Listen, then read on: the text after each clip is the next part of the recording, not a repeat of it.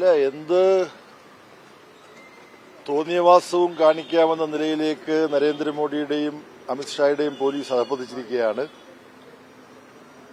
ഇന്നലെ സുപ്രീം കോടതിക്ക് തന്നെ പറയേണ്ടി വന്നു. ആദ്യം ഈ അതിക്രമങ്ങളെ ന്യായീകരിച്ചുകൊണ്ടിരുന്ന കോടതിക്ക് നമ്മുടെ നാട്ടിലെ ജനങ്ങളുടെയും വിദ്യാർത്ഥികളുടെയും യുവാക്കളുടെയും വികാരം മനസ്സിലാക്കിക്കൊണ്ട് വിദ്യാർത്ഥി സമരത്തിന് നേരെ ജന്തർ മന്ദറിൽ പോലീസ് നടത്തിയ ക്രൂരമായ വേട്ട, അതിനെക്കുറിച്ച് അന്വേഷിക്കാൻ ഒരു SIT സ്പെഷ്യൽ ഇൻവെസ്റ്റിഗേഷൻ ടീമിനെ നിയോഗിച്ചിരിക്കുന്നു സുപ്രീം കോടതി എന്നാണ് മനസ്സിലാക്കുന്നത്, ഒരു ജഡ്ജിയുടെ നേതൃത്വത്തിൽ. എന്നാൽ ഇതൊന്നും ഞങ്ങൾക്ക് ബാധകമല്ല എന്ന മട്ടിൽ എന്ത് തെമ്മാടിത്തമെന്നുള്ള വാക്കെങ്കിലും ഉപയോഗിക്കണം. ഇവിടെ ഇപ്പോ AKG സെന്ററിൽ AKG ഭവനിൽ വന്നിട്ട് മോഡിയുടെയും അമിത്ഷായുടെയും പോലീസ് കാണിക്കാൻ ശ്രമിച്ച കാര്യങ്ങൾ, ഇത് തൊഴിലാളി വർഗ പ്രസ്ഥാനം അംഗീകരിക്കുന്ന പ്രശ്നമേ ഇല്ല. എന്ത് വില കൊടുത്തും ഈ പോലീസ് രാജിനെതിരായിട്ട് ഉറച്ച പോരാട്ടം ഞങ്ങൾ നടത്തുക തന്നെ ചെയ്യും. പിന്നെ യാതൊരു പ്രതികാര നടപടികളും ഉണ്ടാവില്ല. വിദ്യാർത്ഥി നേതാക്കന്മാരുടെ പേരിൽ കേസുകൾ ഒന്നും എടുക്കില്ല. ഇതൊക്കെയാണല്ലോ ഇവർ പറഞ്ഞത്. ആ പറഞ്ഞതും പ്രവൃത്തിയും തമ്മിൽ യാതൊരു ബന്ധവുമില്ലാന്ന് തെളിഞ്ഞുകൊണ്ടിരിക്കുകയാണ്. രാജ്യത്തെ കള്ളം പറഞ്ഞ് പറ്റിക്കാമെന്നാണ് മോഡിയും അമിത്ഷായും എല്ലാം കൂടി തീരുമാനിച്ചിരിക്കുന്നത്. പാർലമെന്റ് സെഷൻ നടന്നുകൊണ്ടിരിക്കുമ്പോഴാണ്, ജനപ്രതിനിധികളെല്ലാം ഡൽഹിയിലുള്ളപ്പോഴാണ് ഇത്ര വലിയ ക്രിമിനൽ കുറ്റം ആണ് ഇവർ കാണിച്ചിരിക്കുന്നത്.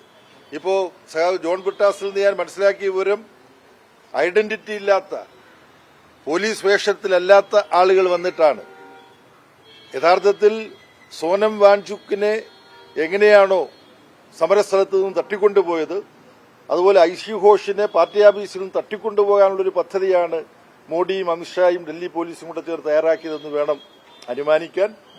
ഇതൊന്നും വിജയിക്കാൻ പോകുന്നില്ല. വിപരീതകാലെ വിനാശബുദ്ധി എന്ന് പ്രസിദ്ധമായിട്ടൊരു ചൊല്ലുണ്ട്. ഇതാണ് മോഡിയുടെയും അമിത്ഷായുടെയും ഈ പിത്തലാട്ടങ്ങൾ കാണുമ്പോൾ ഒരു പ്രതികരണം എന്ന നിലയിൽ പറയാനുള്ളത്. അല്ല, നാളെ എന്താ വരാൻ പോകുന്നത്? എനിക്ക് നേരെയാണോ, MPമാർക്ക് നേരെയാണോ, ആർക്ക് നേരെയും വരാം, എന്തും ചെയ്യാം. പക്ഷേ ഭയത്തിന് വിരാമമിടാൻ കഴിഞ്ഞു. ജന്തർ മന്ദറിൽ നടന്ന സമരം ഭയരഹിതമായി പ്രതികരിക്കാൻ ഈ രാജ്യം ഉണരുകയാണ്, തയ്യാറാവുകയാണ്. അതാണ് ഈ ഭരണകൂടത്തെ പരിഭ്രാന്തിയിലേക്ക് തള്ളിവിടുന്നത്. ഇതൊരു അസാധാരണ നീക്കമല്ലേ പോലീസിന്റെ? കാരണം പാർട്ടി ദേശീയ ആസ്ഥാനത്തേക്ക് കടന്നു വരുന്നു, ഒരു രണ്ടുപേർക്ക് യൂണിഫോം, ഒരാൾക്ക് യൂണിഫോം ഇല്ല. അപ്പൊ അതൊരു അസാധാരണ നീക്കമായിട്ടല്ലേ കണക്കൂട്ടുന്നത്? എന്തും ചെയ്യാൻ ഞങ്ങൾക്ക് പറ്റും എന്ന മട്ടിലാണ്. ഇപ്പൊ നരേന്ദ്രമോദി ഡൊണാൾഡ് ട്രംപിന് പഠിക്കുകയാണെന്ന് തോന്നുന്നു. വെനസ്വേലയിലെ പ്രസിഡന്റിന്റെയും പ്രസിഡന്റ് ഭാര്യയും ഡൊണാൾഡ് ട്രംപ് അയച്ച സൈനികർ പോയി അവിടുത്തെ സുരക്ഷാ ഭടന്മാരെയൊക്കെ വകവരുത്തിയിട്ട് പിടിച്ചുകൊണ്ടുപോയി മാൻഹട്ടനിലെ, അതായത് ന്യൂയോർക്കിലെ ഒരു ജയിലിട്ടിരിക്കുകയാണ്. ഒരു രാജ്യത്തിന്റെ ഭരണത്തലവനെയാണ്. ഇറാനിലെ ഭരണ നേതൃത്വത്തിൽപ്പെട്ട ഒരുപാട് ആളുകളെ അമേരിക്ക ഇസ്രയേലുമായി ചേർന്ന് ആക്രമിച്ച് കൊലപ്പെടുത്തുകയുണ്ടായി ഇറാനിൽ. അതിന്റെ ഒരു ചെറിയ പതിപ്പ് പ്രതിപക്ഷത്തിൽപ്പെട്ടവരെല്ലാം ഈ ഡൊണാൾഡ് ട്രംപിന്റെ മാതൃകയിൽ, ഡൊണാൾഡ് ട്രംപ് അമേരിക്കയിൽ ചെയ്യുന്നത് പോലെയും ലോകത്തെ പല രാജ്യങ്ങളിൽ ചെയ്യുന്നത് പോലെയും ഇന്ത്യയിലെ വിവിധ സംസ്ഥാനങ്ങളിൽ ഈ കടന്നാക്രമണം നടത്തുന്നുണ്ട്. നരേന്ദ്രമോദിയുടെ ബംഗാളിലെ കോൺഗ്രസ് ഇന്ന് തൃണമൂൽ കോൺഗ്രസ് വഴി BJP ചേർന്നയാളാണ് സുവേന്ദു അധികാരി, അവിടുത്തെ മുഖ്യമന്ത്രി. അയാൾ ഇതുപോലെ ബുൾഡോസർ ഇറക്കിയിട്ട് ജനങ്ങൾക്കെതിരെ യുദ്ധപ്രഖ്യാപനം നടത്തിയിരിക്കുകയാണ്. അതുപോലെ പല സംസ്ഥാനങ്ങളിലും നടക്കുന്നുണ്ട്. അതിന്റെ ഭാഗമായിട്ട് തന്നെയാണ് നരേന്ദ്രമോദിയും അമിത്ഷായും ചേർന്നിട്ട്, മോഹൻ ഭഗത്തും ഇതിനകത്തൊരു കക്ഷിയാണ്, RSS തലവൻ മോഹൻ ഭഗത്തും ഇതിനകത്തൊരു കക്ഷിയാണ്.